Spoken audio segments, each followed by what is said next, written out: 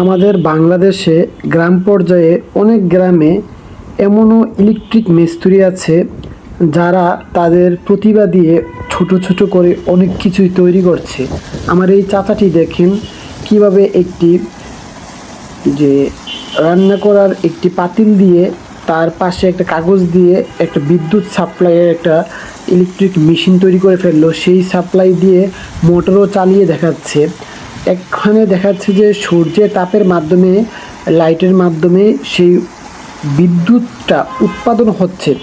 অতএব এরকম টাইপের যারা কাজ করে যাচ্ছেন দেশের মধ্যে তাদেরকে সরকারিভাবে সহযোগিতা করে আরও বেশি বেশি ভালো কিছু তৈরি করার সুযোগ করে দিতে হবে এবং কি তাদের এই তৈরি করা জিনিসগুলো যেন আমাদের দেশের প্রত্যেকটি অঞ্চলে ভালোভাবে কার্যক্রম করতে পারে, সেগুলো তাদেরকে টাকার মাধ্যমে সহযোগিতা করে সেই মেশিনগুলো তৈরি করার জন্য তাদেরকে ডোনেশন করতে হবে। অতএব ধন্যবাদ সবাইকে।